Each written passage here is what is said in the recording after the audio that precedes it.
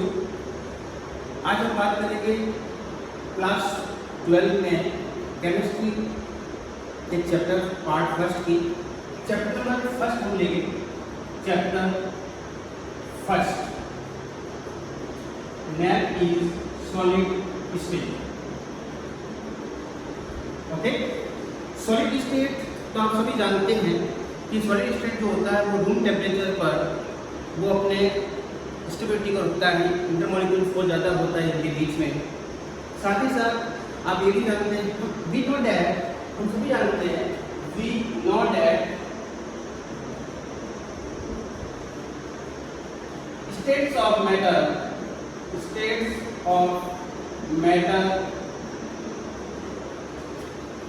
are mainly 5 types। 5 types होते हैं, as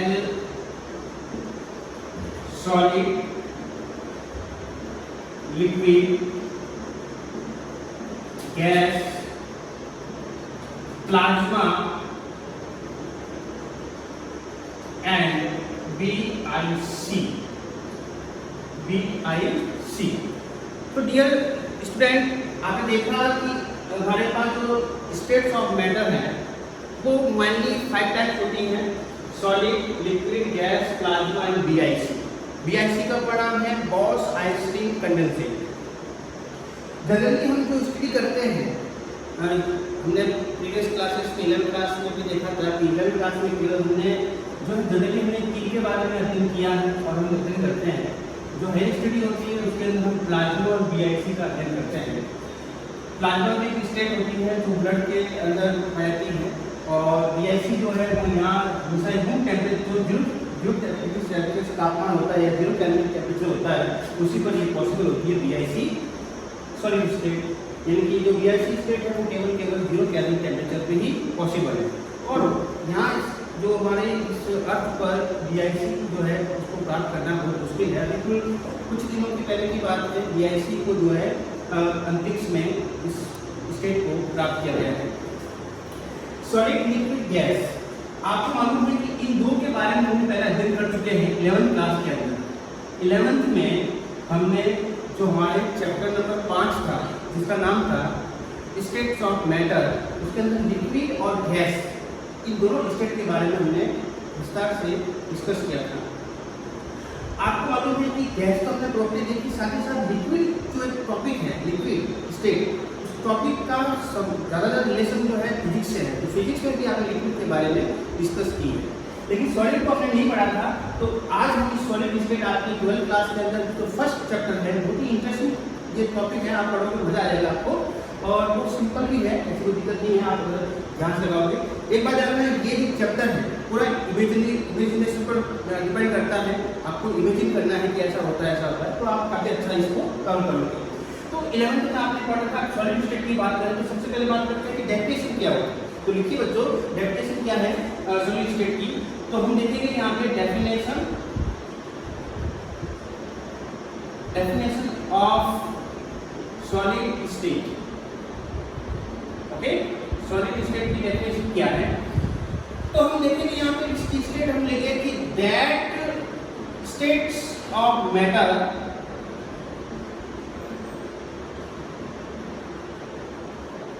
in which constituent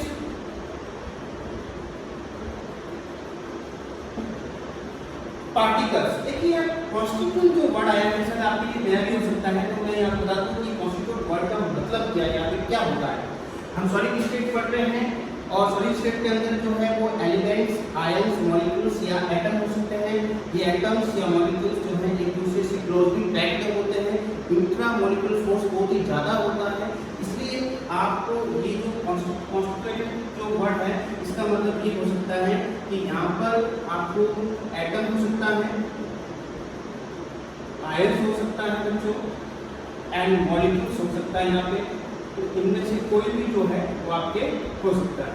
okay, इसके अलावा दूसरा भी हो सकता है कि किसी लिख देंगे। और particles are bonded strong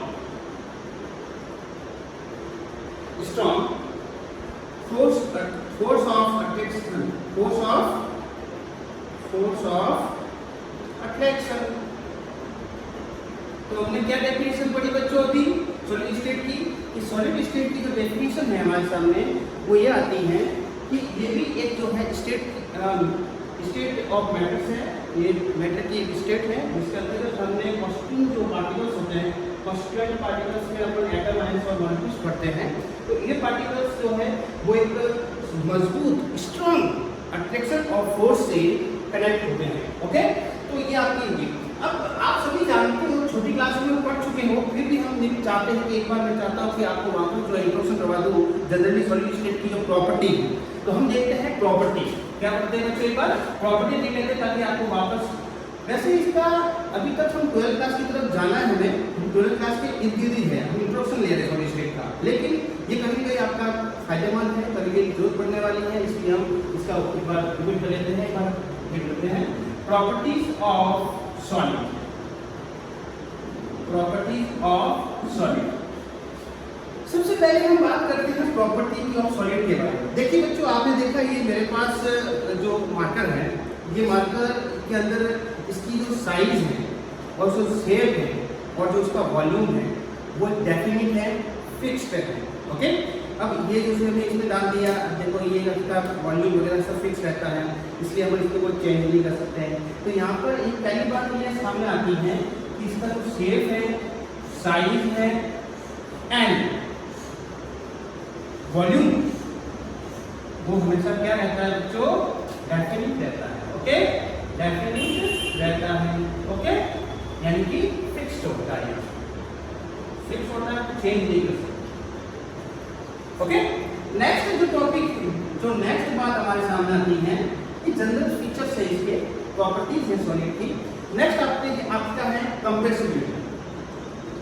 compressibility का मीन्स क्या होता है?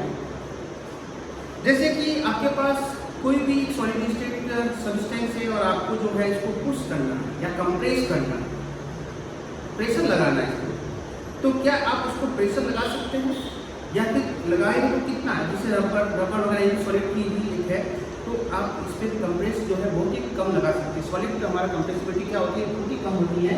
तो हम कह सकते हैं कंप्रेसिबिलिटी लो होती है। क्या होती है बच्चों?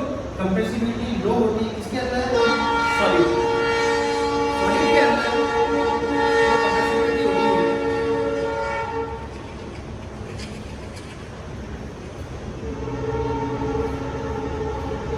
कंप्रेसिबिलिटी ऑफ सॉलिड की बहुत लो होती है, क्योंकि हम जानते हैं कि गैस और जो लिक्विड होती है इसमें कंप्रेसिबिलिटी सबसे ज़्यादा होती है। गैस की अगर बात करेंगे, आपके घरों के अंदर जो किचन गैस होता है जिसको हम LPG बोलते हैं, लिक्विड पेट्रोलियम गैस। ओके बच्चों, वो आपके एक कंप्रेस करके भेजती है, तभी तो वो लिक्विड जैसी होती है अंदर, क्योंकि हाई कंप्रेशन पड़ेंगे तो आपको जो है लिक्विड में काम हो जाएगा, तो उसकी कंप्रेसिबिलिटी गैस से ज़्यादा होती है। और गैस की कंपेयर करें अगर हम लिक्विड की कम होती है, सबसे कम होती है सॉलिड की, इससे कंप्रेसिबिलिटी क्या हो जाएगी, सॉलिड की लो हो जाएगी। नेक्स्ट थर्ड बात अगर हम करें तो आपको देखा होगा आपने विस्कोसिटी। विस्कोसिटी क्या आती है बच्चों? विस्कोसिटी। तो विस्कोसिटी में क्या होगा? विस्कोसिटी का मतलब क्या होता है? याद करो आप जरा, एक बार वापस बैठ जाइए आप 11th क्लास की तरफ। विस्कोसिटी में पढ़ा था आपने, श्याम तक हमने देखी थी, विस्कोसिटी देखी थी कि विस्कोसिटी यानी किसी का फ्लो क्या होता है? फ्लोइंग, जो बहने की जो प्रवृत्ति है, टेंडेंसी ऑफ फ्लोइंग, उसकी बात करते हैं। तो क्या सॉलिड कहीं बहता है क्या? या फ्लोइंग होती है उसकी? नहीं होती। तो उसको हम लिखेंगे विस्कोसिटी इसकी क्या होती है बच्चों? लो। जबकि गैस में क्या होती है? सबसे ज्यादा होती है। ओके, और लिक्विड में भी ज्यादा होती है, याद रखना बच्चों। नेक्स्ट आपका पॉइंट आता है वो आपको होगा फ्लेक्सिबिलिटी। क्या आता है बच्चों? फ्लेक्सिबिलिटी।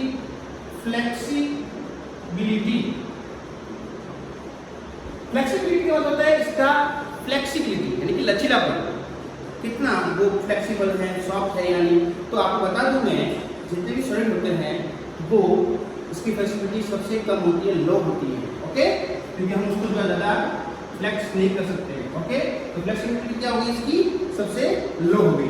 नेक्स्ट हम पढ़ते हैं डिफ्यूजन। नेक्स्ट पॉइंट कौन सा होगा आपका, डिफ्यूजन। ओके बच्चों, डिफ्यूजन। देखिए हमने डिफ्यूजन और ऑस्मोसिस, ये दो वर्ड होते हैं, ऑस्मोसिस और डिफ्यूजन।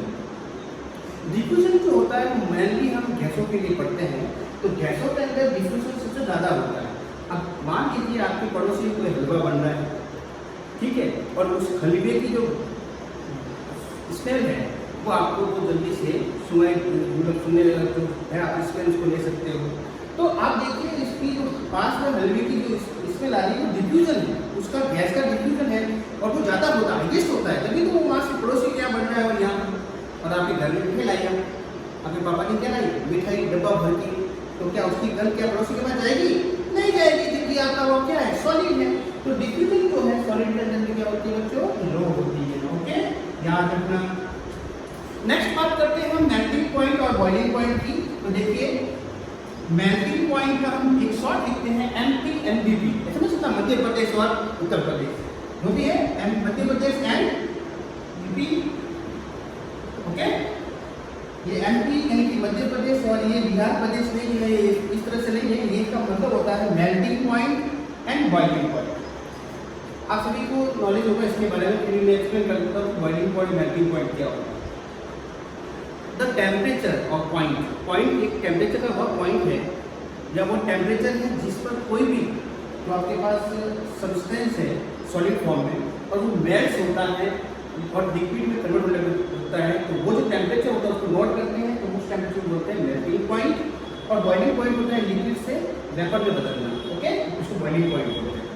तो मेल्टिंग पॉइंट और बॉइलिंग पॉइंट जब सॉलिड की बात करेंगे तो सबसे ज़्यादा होगा कंपेयर किसके, लिक्विड और गैस के। आप लोग सर कैसे, तो मैंने पहले ही बताया कि क्लोजली पैक्ड होते हैं सॉलिड, क्या होते हैं, क्लोजली पैक्ड होते हैं, अर्थात इनमें इंट्रामोलिकुलर फोर्स जो है या इंटरमोलिकुलर फोर्स जो है वो सबसे ज़्यादा होता है, और ज़्यादा होता है तो बॉन्ड को तोड़ना है तो हमें क्या करना पड़ेगा, अधिक फोर्स लगाना पड़ेगा, और अधिक फोर्स लगाने का मतलब क्या हुआ, हमें अधिक टेम्परेचर देना पड़ेगा, तभी तो पहले मेल्टिंग पॉइंट और boiling point, right around, right. Okay, तो इस तरह से मेल्टिंग पॉइंट और बॉइलिंग पॉइंट क्या हो जाएगा, सॉलिड के अंदर हाईएस्ट हो जाएगा, यानी कि हाई हो जाएगा, राइट। ओके, तो ये याद रखना।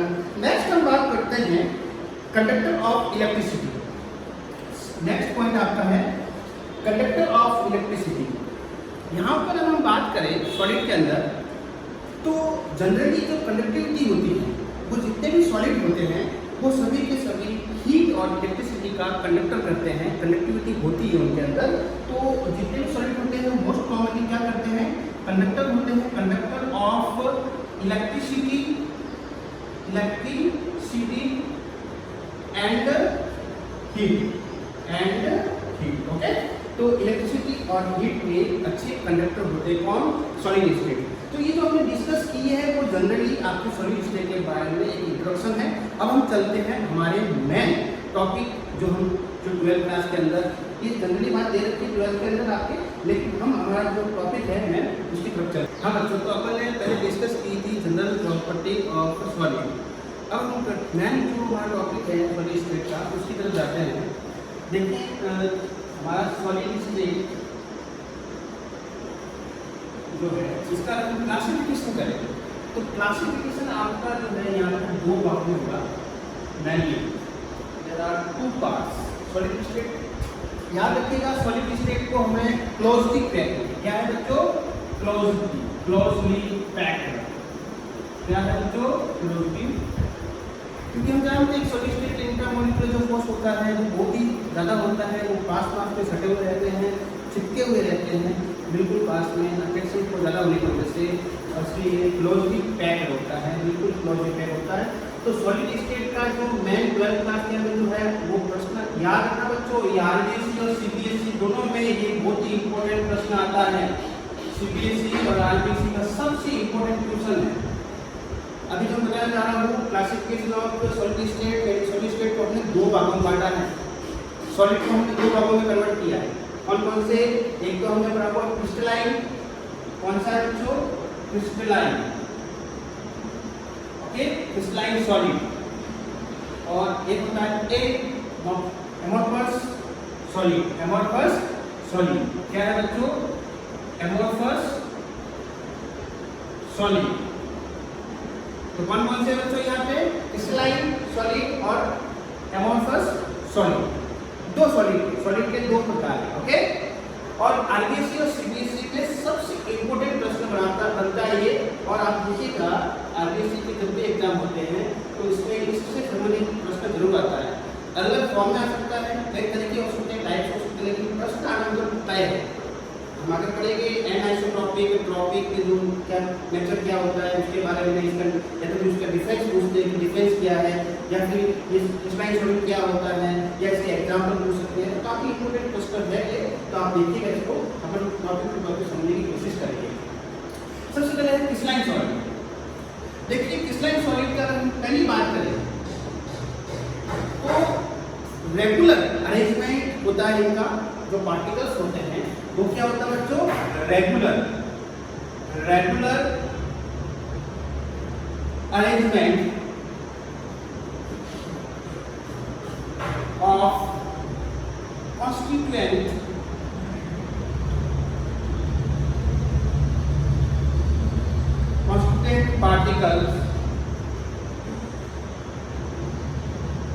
constituent पार्टिकल्स जो होते हैं इनका रेगुलर जो है बच्चों यहाँ पे अरेंजमेंट होता है फॉर लॉन्ग रेंज होता है। क्या होता है बच्चों? For long range. क्या होता है? For long range. इसका मतलब ये हुआ कि यहाँ पर जो क्रिस्टलाइन सॉलिड होता है उनमें जो पार्टिकल्स होते हैं, कॉन्स्टिट्यूएंट पार्टिकल्स, जो जैसे कौन कौन से आते हैं बच्चों? हमने डिस्कस की थी, बताइए कौन कौन से? एटम, मॉलिक्यूल्स और आयन। तो जो कॉन्स्टिट्यूएंट पार्टिकल्स होते हैं इनका जो अरेंजमेंट होता है वो रेगुलर होता है। क्या होता है बच्चों? रेगुलर और लॉन्ग रेंज होता है। इसके लिए होता है लॉन्ग रेंज, मतलब ये लंबे समय तक जो है इनका लॉन्ग रेंज होता है। कैसे? एक बार मैं इसको डायग्रामेटिक समझाता हूँ आपको। तो देखिए जैसे एक बार जनरली क्या होता है कि ये जो सॉलिड के जो पार्टिकल्स होते हैं वो साइंटिस्ट ने उनको स्फीयर माना है। क्या माना है? गोलाकार स्फीयर माना है।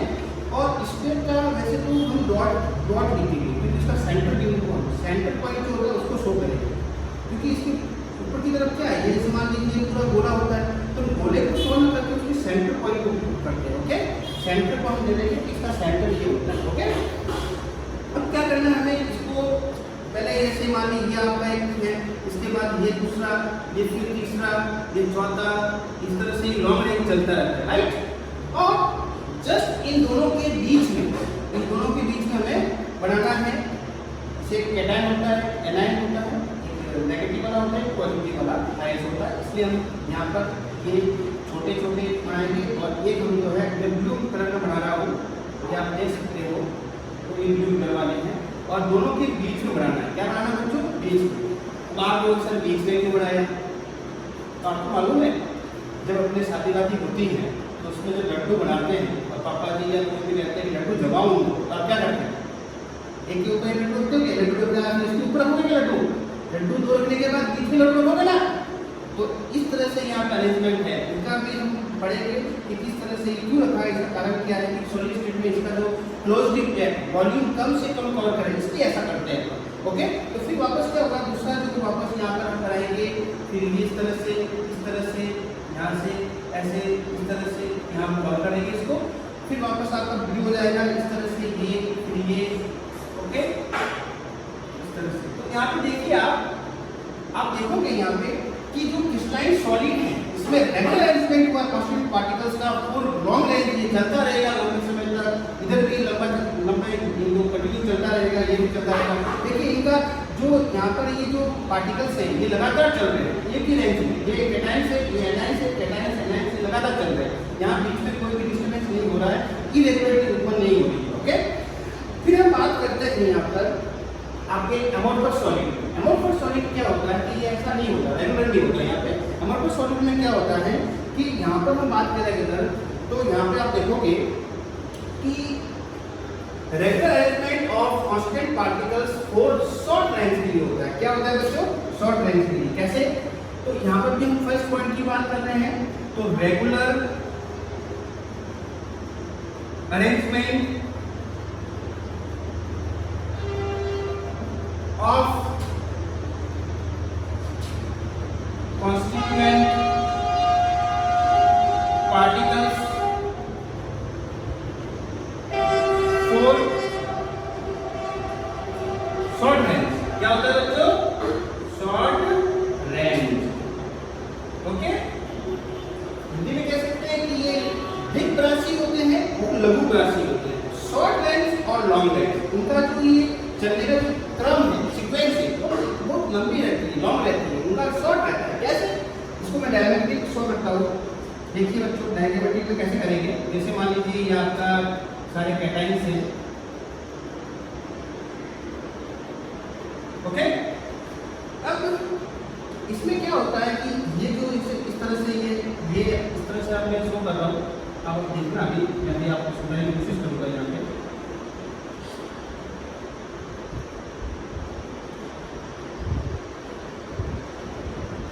अब आप लोग सर इसमें और उसमें अंदर क्या है, तो इसमें क्या होता है तो इसलिए सॉलिड में तो इनका रेंज एकदम बराबर है, लेकिन इसके अंदर क्या होता है, कभी कभी यहाँ से ये जो है, यहाँ से पार्टिकल्स ऐसे आ जाते हैं, ये फिर ये यहाँ पर से वापस ऐसा होता है. कभी कभी यहाँ से रेंज क्या होते हैं, रेंज टूट जाती है और इनके बीच में कभी कभी ऐसे हो जाते हैं. ये लॉन्ग रेंज नहीं होते, वापस थोड़ा सा आता है, वापस कटता है, इस तरह से चलता रहता है. ओके, तो ये लॉन्ग रेंज नहीं है, ये शॉर्ट टाइम चलते हैं. आए समझ में बात बच्चों? ओके, इस तरह से होता है. नेक्स्ट आपका जो ये बात समझ गई. नेक्स्ट हम बात करते हैं कि जो क्रिस्टलाइन सॉलिड होते हैं, क्रिस्टलाइन सॉलिड वो ट्रू सॉलिड होते हैं. क्या होते हैं बच्चों? True solid. क्या होते हैं? True solid. Okay, true solid है. क्या है? True solid. और जो हमारे पास जो अमोर्फस सॉलिड होते हैं वो होते हैं स्यूडो सॉलिड. क्या होते हैं बच्चों? स्यूडो सॉलिड या सुपर कूल्ड सॉलिड. ऐसा होता है. कैसे? और मैं एक्सप्लेन करूंगा. देखिए बच्चों, दूसरी बात जो हमारे पास आती है वो हमारे पास है बच्चों ट्रू सॉलिड. ये कौन से हैं? True solid. जो सॉलिड होने चाहिए थे, जैसा सॉलिड की परिभाषा है उसके अकॉर्डिंग या डेफिनेशन है उसके अकॉर्डिंग बिल्कुल सॉलिड ट्रू सॉलिड है, वास्तविक सॉलिड है. लेकिन अमोर्फस जो होते हैं वो सॉलिड है, लेकिन सॉलिड की कुछ शर्तें लागू नहीं करता, इसलिए स्यूडो सॉलिड है. स्यूडो का मतलब होता है आभासी, होता है लेकिन लगता नहीं, या फिर हमें लगता है कि ऐसा है लेकिन है नहीं. हमें कभी कभी लगता है कि ये बच्चा बहुत इंटेलिजेंट होगा, और फिर कभी कभी क्या होता है कि अपन जो रास्ते में देखते हैं ये बच्चा तो हमारा जैसा ही है, या फिर कभी कमजोर हमें लगता है कि यह कमजोर होगा, लेकिन कभी कभी बात मालूम होता है बहुत इंटेलिजेंट है ये, तो है ना, ऐसा होता है बच्चों. तो देखिए, तो यहाँ पर भी क्या है, ये स्यूडो है. क्या है बच्चों? स्यूडो सॉलिड है. क्या है बच्चों? Pseudo solid. या फिर हम इसको एक और नाम देते हैं, या फिर मैं ऑप्टिकल यहाँ पे ब्रैकेट डाल देता हूँ, इसका एक और नाम है सुपर कूल्ड सॉलिड. क्या होता है स्यूडो सॉलिड और सुपर? देखो यहाँ पर हमने सुपर कूल्ड जो सॉलिड होता है, इसका मतलब ये हुआ कि स्यूडो सॉलिड है, सॉलिड है लेकिन सॉलिड है नहीं वास्तव में. कांच आपने देखा, ग्लास देखा, ग्लास कांच जो होता है, जैसे आपके पास कांच की ग्लास है, या फिर मान लीजिए अपने पास कोई खिड़कियाँ है, विंडो है और कांच की बनी हुई है, तो कई सालों तक हम देखते हैं कि जो कई सालों की जो पुरानी की विंडो होती है कांच की बनी हुई, ऊपर से वो जो धीरे धीरे कांच होता है नीचे आ जाता है, नीचे आकर जमा हो जाता है. इसका मतलब वो बहता है, फ्लोइंग उसके पास होती है, तो उसको हम सुपर कूल्ड सॉलिड कहेंगे. सुपर कूल्ड सॉलिड का मतलब होता है कि उसको फ्लोइंग जो है उसकी होती है, इसकी विस्कोसिटी होती है, फ्लोइंग होती है, और इसका कांच जो होता है, कांच इसका जो कांच है उसी के अंदर आता है स्यूडो या अमोर्फस सॉलिड होता है, स्यूडो सॉलिड होता है कांच.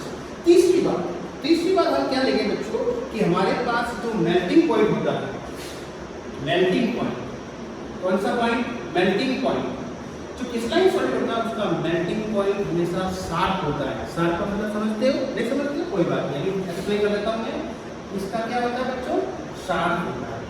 शार्प का मतलब हुआ कि कोई भी सॉलिड जो ट्रू सॉलिड है, जब भी वो मेल्ट होगा, पिघलेगा, तो एक फिक्स टेम्परेचर पर ही वो पिघलता है. सपोज के लिए मान लीजिए कोई आपके पास सब्सटेंस है और वो ट्रू सॉलिड है, तो मान लीजिए 100 टू 120 डिग्री सेल्सियस पर पिघलता है, तो वो जब तक वो टेम्परेचर नहीं होगा तब तक वो सॉलिड से लिक्विड में नहीं आएगा, तो नहीं आएगा। जैसे ही टेम्परेचर हो गया वो एक साथ पूरा जो है 120 डिग्री सेल्सियस पर पूरा वो सॉलिड से लिक्विड में कन्वर्ट हो जाएगा, जिसको हम बोलेंगे कि शार्प है उसका मेल्टिंग पॉइंट।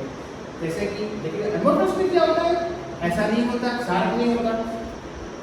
अब कैसे इसका जो होता है जो शार्प नहीं होता, क्या होता है, तो फिर इसके अंदर बच्चों इसका जो है रेंज ऑफ टेम्परेचर होता है। क्या होता है, मेल्टिंग पॉइंट होता है इसका। मेल्टिंग पॉइंट वो क्या होता है, melting point is range in temperature, range in temperature, range in temperature. Okay, क्या होता है बच्चों, रेंज इन टेम्परेचर। आप देखोगे अभी यहाँ पे कि सर ये क्या लिखा आपने, रेंज इन टेम्परेचर, बात समझ में आएगी। देखिए बच्चों, मान लीजिए आपके पास कोई सॉलिड है, अमोर्फस सॉलिड की बात कर रहा हूँ, मेट्रो सॉलिड की बात नहीं कर रहा हूँ, अमोर्फस जो रबर वगैरह प्लास्टिक वगैरह वो आते हैं। जैसे आप क्या किया, आपने उसको गर्म किया, अब जैसे प्लास्टिक होता है गर्म करने पर डायरेक्ट वो लिक्विड में फ्लोट हो जाएगा, नहीं, पहले वो क्या होगा, सॉफ्ट होगा, पहले वो नरम होगा, फिर नरम होते होते एक समय आएगा तब वो क्या हो जाएगा, पूरा लिक्विड में कन्वर्ट हो जाएगा। तो इसका मतलब तो आपके जैसे मान लीजिए 100 डिग्री सेल्सियस पे कोई आपके पास कोई कंपाउंड ये सॉलिड स्टेट है, सॉलिड स्टेट अमोर्फस सॉलिड है, और 100 डिग्री सेल्सियस पर वो पहले सॉफ्ट होगा, नरम होगा, सॉफ्ट होगा, उसके बाद जैसे टेम्परेचर बढ़ेगा तो मान लीजिए 120 डिग्री सेल्सियस पर पूरा क्या हो जाएगा, वो लिक्विड में कन्वर्ट हो जाएगा। लेकिन सॉलिड में ऐसा नहीं होता है, क्रिस्टलाइन सॉलिड में ऐसा नहीं होता है, वो इसका टेम्परेचर शार्प होता है 120 डिग्री सेल्सियस, या जो भी जिस सॉलिड का टेम्परेचर होगा उसी टेम्परेचर पे वो पूर्ण रूप से क्या हो जाएगा, वो लिक्विड में कन्वर्ट हो जाएगा। वो टेम्परेचर आएगा तभी, उससे पहले बाकी कुछ नहीं है, ठीक है। लेकिन इसमें क्या होता है, इसमें रेंज इन टेम्परेचर होता है, इसका मतलब 100 डिग्री सेल्सियस पे वो नरम होना शुरू हो जाएगा, और नरम होते होते 120 डिग्री सेल्सियस पे पूर्ण रूप से क्या हो जाएगा, वो लिक्विड में कन्वर्ट हो जाएगा। ओके, याद रखना। तो यहाँ पे ये चीज याद रखिए, इस तरह से होता है। नेक्स्ट हम बात करते हैं, तो आप देखोगे कि नेक्स्ट हम जो बात करेंगे बच्चों, इसका होता है इसकी शेप। क्रिस्टलाइन जो सॉलिड होती है इसकी शेप जो होती है वो रेगुलर होती है और ज्योमेट्रिकल होती है। क्या होती है बच्चों, क्या होती है बच्चों, regular and geometrical, geometry. Okay, regular क्या होती है, ज्योमेट्री शेप होती है, और या फिर हम कह सकते हैं कि रेगुलर डेफिनेट होती है और रेगुलर होती है। इसमें कह सकते हैं कि डेफिनेट होती है, रेगुलर शेप, रेगुलर इसकी ज्योमेट्री होती है, एंड डेफिनेट होती है। क्या होती है बच्चों, डेफिनेट, फिक्स होती है। ओके, नेक्स्ट हम बात करते हैं इसके अंदर, हम देखेंगे कि इसके अंदर क्या होता है, इरेगुलर होती है। क्या होती है बच्चों, इरेगुलर, ऐसे और इसके अंदर पॉइंट होगा इरेगुलर। क्या होगा बच्चों, इरेगुलर हो जाएगा।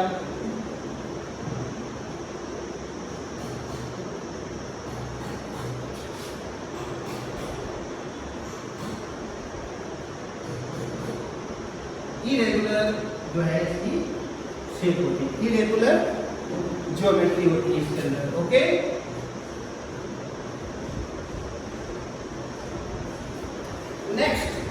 नेक्स्ट जो टॉपिक आपका आएगा वो है इंपोर्टेंट है, इस पर कस्टम पक्का आता है।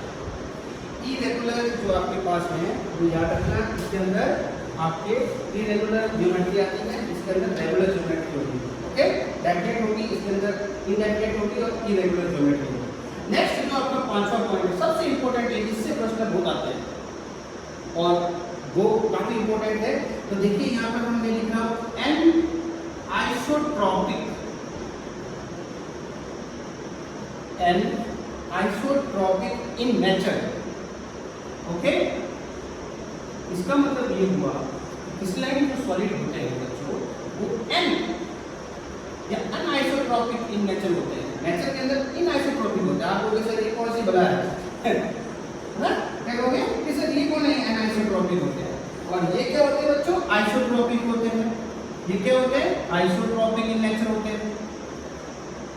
बच्चों ये बला नहीं है, ये बहुत ही इंपॉर्टेंट टॉपिक है। ये जो वर्ड है ना ये आइसोट्रॉपिक और ये एनाइसोट्रॉपिक काफी इंपॉर्टेंट है, इससे काफी प्रश्न आपके एग्जाम में आता है, किसी भी चीज फॉर्म में आता है। मैंने कहा ना आपको पहले से शुरुआत की थी, इससे पहले बता दिया था कि आरबीसी हो या सीबीएसई, इसमें आपको सॉलिड स्टेट के अंदर जो स्लाइड और लेबोपस है उसका प्रश्न 100% आता है। वो आपको डिफरेंस पूछ सकते हैं कि डिफरेंस क्या है दोनों में, या फिर केवल क्रिस्टलाइन सॉलिड के बारे में पूछ सकते हैं कि क्या होता है, या फिर यहाँ पे पूछ सकते हैं कि एनाइसोट्रॉपिक क्या है, या फिर इसके एग्जाम्पल पूछ सकते हैं। तो यहाँ पे कई सारे क्वेश्चन आपके सामने आएगा, लेकिन काफी इंपॉर्टेंट है। तो देखिए यहाँ पे एनाइसोट्रॉपिक याद रखना, क्रिस्टलाइन सॉलिड में एनाइसोट्रॉपिक बनता है। एनाइसोट्रॉपिक का मतलब क्या होगा? इसका मतलब ये होगा बच्चों कि आपको different physical properties in different physical properties, different physical properties in different direction. क्या होता है बच्चों? डिफरेंट डायरेक्शन,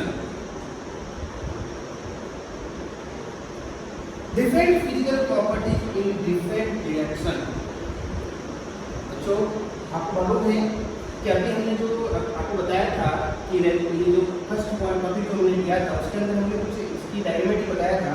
तो इसका मतलब आप उसमें कहीं से भी आप अगर मेजरमेंट करोगे तो यहाँ पे 2 वर्ड है। अभी आप कहोगे sir different physical property in different direction. आप डिफरेंट डायरेक्शन में कहीं से भी देख लो, आप डिफरेंट डायरेक्शन में अगर आप फिजिकल प्रॉपर्टी आप देखोगे तो आपको अलग अलग फिजिकल प्रॉपर्टी वहाँ पे मेजर होगी।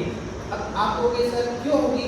क्योंकि यहाँ पे जो है रेगुलेटरी होता है, इसलिए ऐसा इसमें होता है।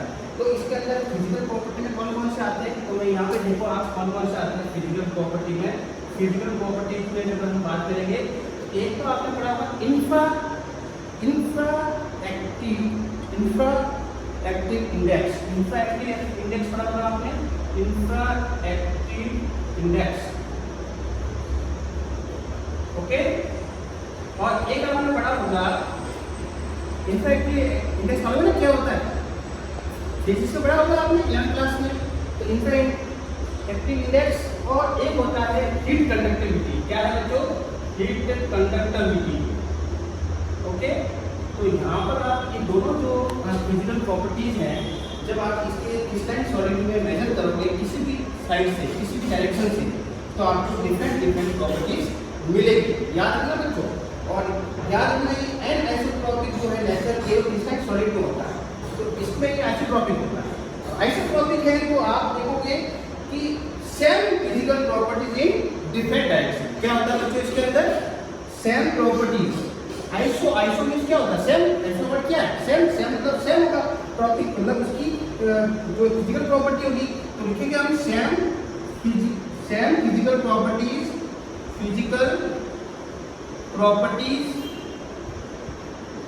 इन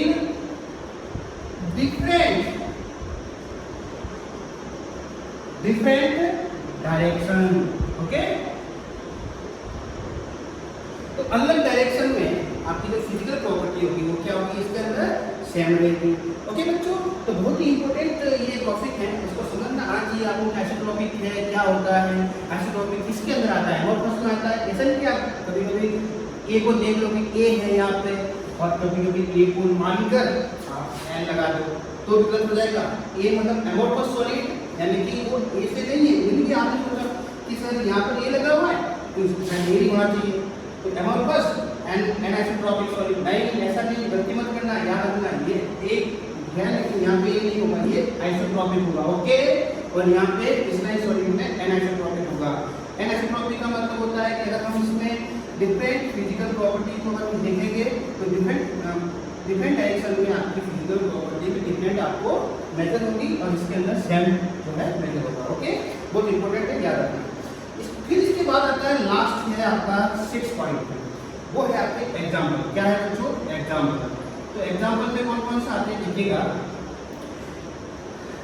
जनरली जो क्रिस्टलाइन सॉलिड होते हैं उसके अंदर आप देखोगे ZnS, जिंक सल्फाइड। क्या है इसका नाम? Zinc sulphide. इसी तरह से कैल्शियम फ्लोराइड। क्या है बच्चों?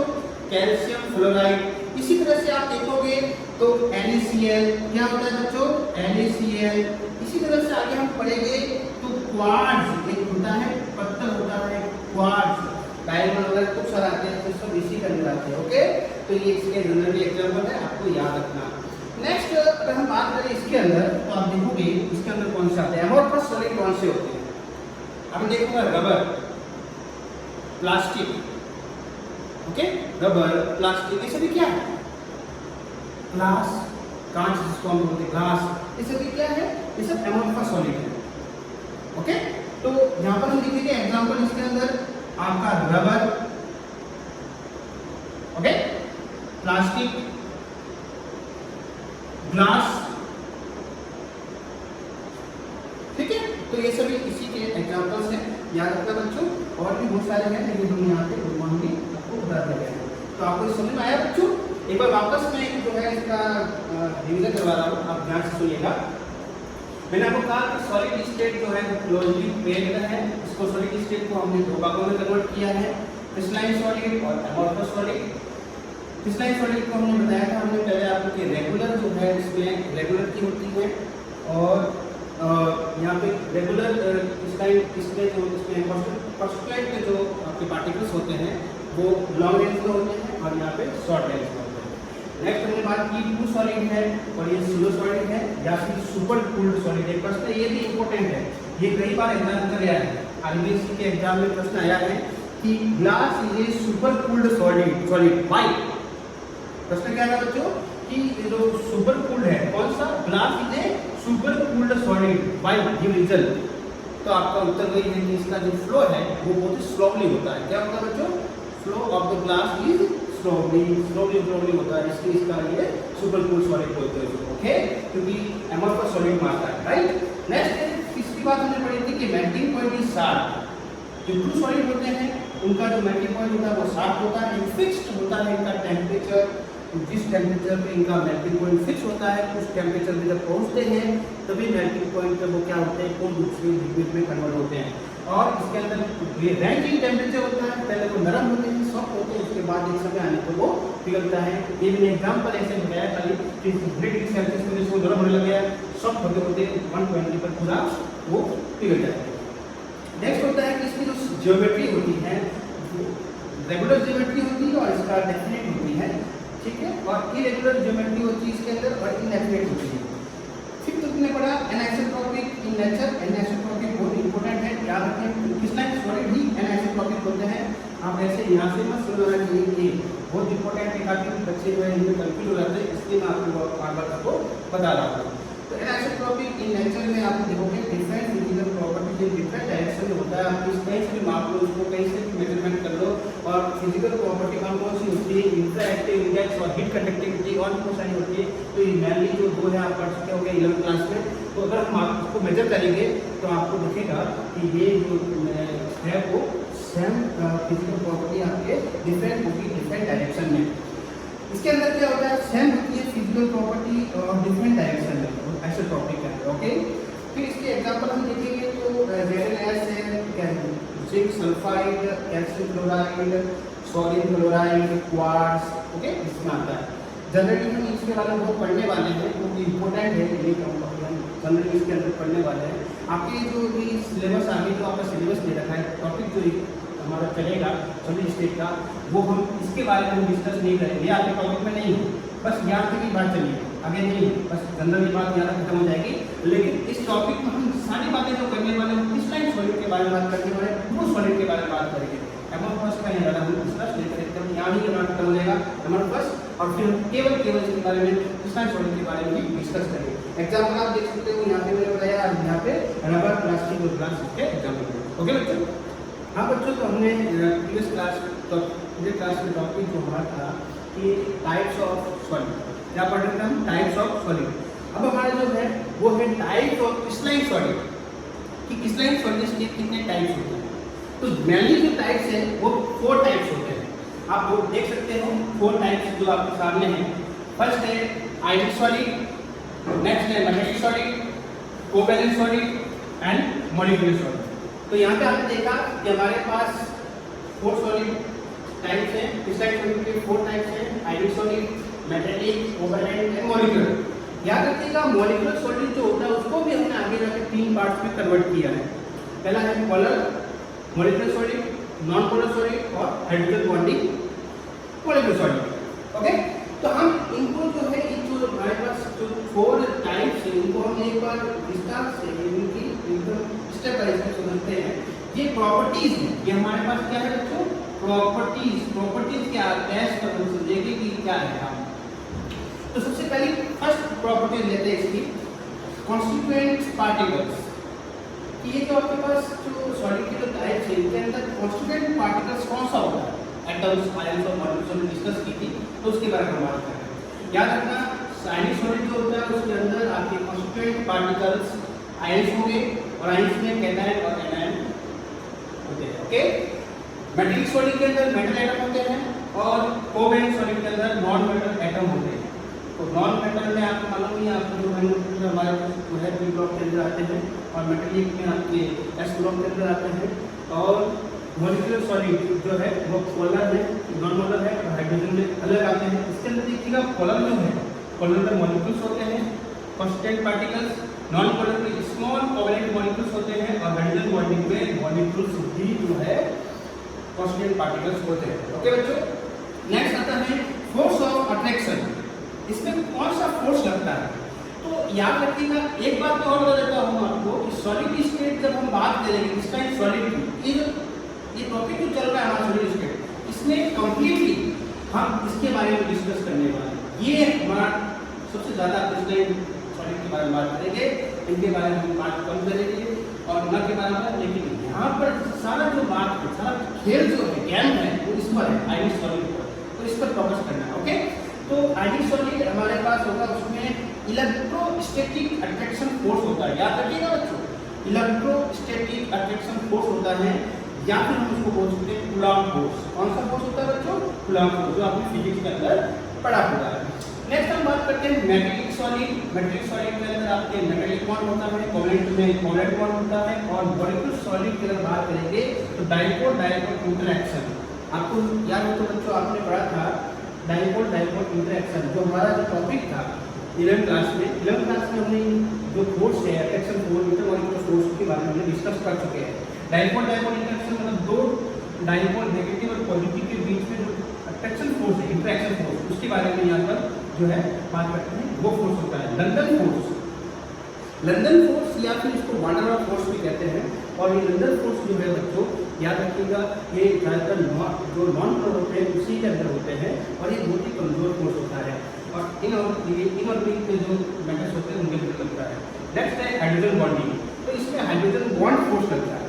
बच्चों आपको मैंने पहले बताया था इंग्लिश क्लासेस में, आपको ध्यान हो तो अपने 11th क्लास में पढ़ा था कि हाइड्रोजन बॉन्ड जो फोर्स होता है वो हमेशा याद रखना एक इसका FON phone, FON phone, phone का मतलब होता है कि हाइड्रोजन तो हो गई, ऐसा कंपाउंड जिसमें हाइड्रोजन तो हो गई, हाइड्रोजन के अलावा इसमें अगर फ्लोरीन हो, ऑक्सीजन हो या नाइट्रोजन एलिमेंट हो तो वो हमेशा हाइड्रोजन बॉन्ड फोर्स रखेगा और वो हाइड्रोजन बॉन्डिंग होगी।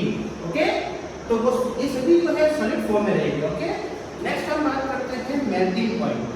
तो याद रखिए बच्चों आयनिक सॉलिड का मेल्टिंग पॉइंट आई होता है, क्योंकि यहाँ पर कैटायन और एनायन, देखिए कैटायन और एनायन यहाँ पर देखिएगा प्लस और माइनस होता है और जब कैटायन और एनायन आपस में मिलते हैं तो इलेक्ट्रोस्टैटिक फोर्स द्वारा दोनों जुड़ते हैं। तो इस समय जो उसकी एनर्जी होती है या वो ज़्यादा होता है अट्रैक्शन फोर्स, और अट्रैक्शन फोर्स ज़्यादा रहेगा तो तोड़ने के लिए हमें अधिक ऊर्जा की आवश्यकता पड़ेगी, अधिक टेम्परेचर की जो है रिक्वायरमेंट होगी। इसलिए यहाँ पे आयनिक सॉलिड के अंदर हाई रहेगा। मेटेलिक सॉलिड की अगर बात करें तो आपको याद हो कि यहाँ पर जो एलिमेंट्स हमको दिख रहे हैं उनमें भी जो है ज़्यादा हाई रहता है, क्योंकि यहाँ पर उसको फ्लॉ करने के लिए मेल्टिंग पॉइंट हमको ज़्यादा जाना पड़ेगा। कोवैलेंट सॉलिड जो होते हैं इसको थोड़ा इनकी कंपेरिजन में कम मेल्टिंग पॉइंट रखना होगा और इनके अंदर तो ये मॉलिक्यूलर सॉलिड में बहुत ही कम रखना पड़ता है, इनकी बहुत ही लो होता है। तीनों का लो होगा, पोलर, नॉन पोलर और हाइड्रोजन बॉन्डिंग। नेक्स्ट है आपकी फिजिकल नेचर। फिजिकल नेचर में क्या अगर हम बात करें आयनिक सॉलिड की तो सबसे देखिए हार्ड मतलब ये बहुत कठोर होते हैं और ब्रिटल होते हैं। ब्रिटल का मतलब होता है कि भंगुर बोलते हैं, इसको भंगुर है ब्रिटल, कि यदि आपने मान लीजिए किसी को तोड़ा तो तोड़ के उसको पाउडर में बना सकते हैं। क्या बना सकते हैं बच्चों, पाउडर में कन्वर्ट कर सकते हैं। अगर हम सॉलिड को तोड़ के पाउडर बना देते हैं तो उसको बोलते हैं ब्रिटल। क्या बोलते हैं? ब्रिटल। ये पाउडर के फॉर्म में भी हम ले सकते हैं। ओके, तो हार्ड भी होता है, कठोर भी है, साथ साथ में ब्रिटल भी है। टूट के वो किसके फॉर्म में जा सकता है? पाउडर के फॉर्म में। पाउडर के फॉर्म में भी हम कन्वर्ट कर सकते हैं आयनिक कंपाउंड को। NaCl, नमक देखा आपने बच्चों, तो नमक के अंदर क्या होता है? वो कठोर तो है ही, साथ साथ में क्या है? ब्रिटल। तो छोटे जो है पार्टिकल्स होते हैं और वो पाउडर के रूप में उसको कन्वर्ट करते हैं। नेक्स्ट आता है मेटालिक सॉलिड। तो वो हार्ड होते हैं, कठोर होते हैं। जैसे आपने देखा होगा लोहा, तांबा वगैरह सब क्या होता है? तांबे के वायर होते हैं, है ना, लोहे के वायर होते हैं, एल्यूमिनियम के वायर होते हैं, टीन होते हैं जो कपड़े लगाते हैं, कपड़े जिसको बोलते हैं अपन, वो सभी जो है हार्ड होते हैं। लेकिन एक बार मैंने और लिखा है, बट ये डक्टाइल और मिलेबल होते हैं। क्या होते हैं बच्चों? मैलेबल और डक्टाइल। इसका मतलब क्या है? ये दो वर्ड जो मैंने कहा है यहाँ पे, डक्टाइल और मैलेबल, इसका मतलब ये होता है बच्चों कि मेटालिक सॉलिड को हम जो है पतले थिन वायर में कन्वर्ट कर सकते हैं। किसमें कर सकते हैं बच्चों? We can convert into thin wire. इसमें पतले वायर में कन्वर्ट कर सकते हैं, वो डक्टाइल प्रॉपर्टी होती है। और मैलेबल में क्या होता है बच्चों कि हम अगर मेटल को किसी एक बिना तोड़े, बिना ब्रेकिंग के जो है हम किसी भी उसको आकार दे सकते हैं, फ्रेम में उसको रख सकते हैं, यानी कि हम उसके बड़े बड़े जो लेयर बना सकते हैं, पतले बना सकते हैं, तो मैलेबल होता है। ओके, कोलेट सॉलिड जो होता है वो हार्ड का भी है, साथ साथ में सॉफ्ट भी होता है। हार्ड और सॉफ्ट दोनों होता है, और मॉलिक्यूलर सॉलिड तीनों के दोनों सॉफ्ट में होते हैं। ये सॉलिड सॉफ्ट ही रहते हैं। नेक्स्ट हम बात करते हैं कंडक्टेंस। कंडक्टेंस मतलब कि ये कंडक्टर ऑफ इलेक्ट्रिसिटी के प्रति क्या व्यवहार दर्शाते हैं। तो सबसे पहला है आयनिक सॉलिड। आयनिक सॉलिड की प्रॉपर्टी हमने 10th क्लास में भी पढ़ते हैं वैसे, तो आप देखा होगा कि नॉन कंडक्टर होते हैं। क्या होते हैं बच्चों? Non conductor. But in aqua solution shows conductivity. Hindi का मतलब ये हुआ बच्चों कि जब ये आयनिक सॉलिड कंप्लीटली सॉलिड फॉर्म में रहेगी तो यहाँ पे इलेक्ट्रिसिटी शो नहीं करेगी, शो करते ही नहीं, क्योंकि यहाँ पे फ्रीली कोई इलेक्ट्रॉन उनको नहीं मिलता, तो इलेक्ट्रॉन जो है फ्री मूवमेंट नहीं करेगा, मूवमेंट नहीं होगा तो इलेक्ट्रिसिटी पास नहीं होगी। लेकिन जब ये एक्वा सॉल्यूशन में रहते हैं, एक्वा का मतलब होता है कि जब उनको पानी मिलाते हैं या फिर उनको मोल्टन स्टेट भी होती है, जो गर्म करने पर जो स्टेट बनती है मोल्टन स्टेट रहती है। अगर उसमें पानी मिला दिया तब तो हो गई एक्वा सॉल्यूशन, और यदि हमने क्या कर दिया बच्चों, उसको गर्म कर दिया तो पिघल जाएगा, सॉलिड जो है पिघल जाएगा, तो उसको मोल्टन स्टेट बोलते हैं। उन दोनों कंडीशन में ये इलेक्ट्रिसिटी जो है सोर्स करेगा। ओके, नेक्स्ट आपका आता है मेटालिक सॉलिड। बहुत ही हाईएस्ट होता है, सभी की तुलना में सबसे ज़्यादा इसकी कंडक्टेंसी होती है मेटालिक सॉलिड। आपने देखो अगर कॉपर वायर, आपको याद हो तो वैसे तो सिल्वर की होती है, इस तरह किसकी होती है? सिल्वर की कंडक्टेंस होती है सिल्वर की, लेकिन हम सिल्वर का उपयोग नहीं कर सकते, सिल्वर महंगा आता है और उसके जो है डिमांड भी ज़्यादा है और मटेरियल कम मिलता है, इसलिए हम सिल्वर का जो उपयोग हमारे वायरों में, घर के अंदर जो वायर लगते हैं उसका उपयोग नहीं कर सकते। इसी तरह हम कॉपर का उपयोग करते हैं, सी कॉपर होता है, और इसके अलावा इसकी जो है मेटालिक सॉलिड होते हैं। ओके बच्चों, इनकी जो कंडक्टेंस के देखें तो सबसे हाईएस्ट होती है, ठीक है। इनके इलेक्ट्रॉन जो है मूवमेंट ज़्यादा करते हैं एटम के जो सबसे होती है। नेक्स्ट होता है कोवेलेंट बॉन्ड, और कोवेलेंट सॉलिड में आप देखोगे तो नॉन कंडक्टर होते हैं, ये कभी भी कोई इलेक्ट्रिसिटी पास नहीं करते हैं, शो नहीं करते। लेकिन एक एक्सेप्शन भी है इसमें, एक अपवाद है, एक्सेप्शन है ग्रेफाइट का। ग्रेफाइट को अगर हम देखोगे तो ये जो है एक गुड कंडक्टर ऑफ इलेक्ट्रिसिटी होता है ग्रेफाइट, ठीक है। ग्रेफाइट की हम बात करेंगे तो आप मालूम है वैसे ग्रेफाइट का आपने 11th क्लास में पढ़ा था, बिल्कुल हमने ध्यान दिया हो कि ग्रेफाइट के बारे में हमने अच्छी तरह से डिस्कस कर रखी है। ग्रेफाइट, डायमंड और फ्लोरिन जो एनाटॉमर्स ऑफ कार्बन के होते हैं, राइट। तो नेक्स्ट है आपके ये मॉलिक्यूल का देखें तो इन सबके अंदर जो है कंडक्टिविटी जो है लो होती है, बहुत ही कम होती है सबकी तुलना से। नेक्स्ट आपका एग्जाम्पल अगर देखें तो आप देखोगे कि NaCl सोडियम क्लोराइड एक कैटायन है, एक एनायन है। KCl ये प्लस का है, ये माइनस का है। ये Zn ये प्लस का है, प्लस का 2 होता है इसका, प्लस का 2 और ये माइनस का 2। यहाँ पर देखोगे प्लस का 2 और माइनस का 2। इस तरह से ये जो आयन से इन आयनों से बनता है, इसके हम बोलते हैं आयनिक सॉलिड। ओके, नेक्स्ट ये बहुत इंपॉर्टेंट है, हम इनके बारे में इस पूरे अध्याय में, इस पूरे टॉपिक में हम पढ़ने वाले, इस चैप्टर में पढ़ने वाले, अच्छी तरह से पूरा बेटा में पढ़ना है। फिर आता है मेटालिक सॉलिड, इसमें ये आयरन है, जिंक, कॉपर, एल्यूमिनियम, इनके बारे में उनके एग्जाम्पल्स हैं जनरली। सॉलिड सॉलिड के अंदर आपको याद रखना कार्बन, ये सिलिकॉन कार्बाइड है, आपने देखा सिलिकॉन कार्बाइड, इसको हम एक देखिए डायमंड जो होता है वो आपको याद रखना चाहिए डायमंड का जो इंफ्राएक्टिव इंडेक्स होता है 2.5 होता है, इसलिए वो असली हीरा है। लेकिन मार्केट में जो नकली हीरा आता है फेक डायमंड उसको हम सिलिकॉन कार्बाइड का बना होता है, किसका बना होता है बच्चों? सिलिकॉन कार्बाइड का। ओके, तो फेक डायमंड बोलते हैं इसको, क्या बोलते हैं बच्चों? Fake diamond. तो सिलिकॉन कार्बाइड SiC, सिलिकॉन की भी वैलेंसी कितनी होती है? 4 होती है, कार्बन की भी 4 होती है, इसलिए सिलिकॉन कार्बाइड बनेगा SiC और उसको बोलते हैं फेक डायमंड। आगे देखोगे आप कॉलर के अंदर उसके जो एग्जांपल होते हैं वो HCl, SO2, CHCl3। HCl जो होता है वो हाइड्रोक्लोरिक अम्ल होता है, हाइड्रोक्लोरिक एसिड होता है। SO2 sulphur dioxide, CHCl3 chloroform, क्या बोलते हैं इसको? क्लोरोफॉर्म। इसका इंग्लिश नाम होता है ट्राई क्लोरोमेथेन। ओके, तो इस तरह से कॉलर का हो गया। इसके बाद में हम बात करें नॉन कॉलर की, तो यहाँ पे हाइड्रोजन, ऑक्सीजन, ऑर्गन और CH4 ये इसके एग्जांपल है। नेक्स्ट हम बात करें हाइड्रोजन बॉन्डिंग की, तो देखो इसमें मैंने आपको क्या कहा था कि जिसमें कौन आया FON आया, हाइड्रोजन तो हो गए, इसके अलावा कौन कौन से एलिमेंट होने चाहिए? FON, इन तीनों में से कोई भी एक हो जाएगा, हाइड्रोजन हो जाएगा, तो हाइड्रोजन बॉन्डिंग होगा। ओके, तो इसका मतलब देखो इसमें H2O हाइड्रोजन भी है, ऑक्सीजन भी है, तो H2O मतलब इसमें हाइड्रोजन बॉन्डिंग हो गई, तो ये सॉलिड फॉर्म में रहेगा तो ये सॉलिड हो जाएगा। HF hydrogen fluoride. ओके, तो ये भी आपके इस तरह से H भी है, F भी है। NH3 अमोनिया, और अमोनिया भी नाइट्रोजन को क्या होता है? 2 लॉन्ग पेयर। ओके, एक लॉन्ग पेयर होता है, 2 इलेक्ट्रॉन होते हैं इसके, तो NH3 हो जाएगा। ओके बच्चों, तो इस तरह से पूरा जो है आपके टाइप्स ऑफ क्रिस्टलाइन सॉलिड के हो गए, तो आप उसको अच्छे से समझ गए होंगे। आई होप आप समझ गए होंगे, और भी कोई प्रॉब्लम है तो आप अच्छी तरह से उसको देख लीजिएगा, समझ लीजिएगा। ओके।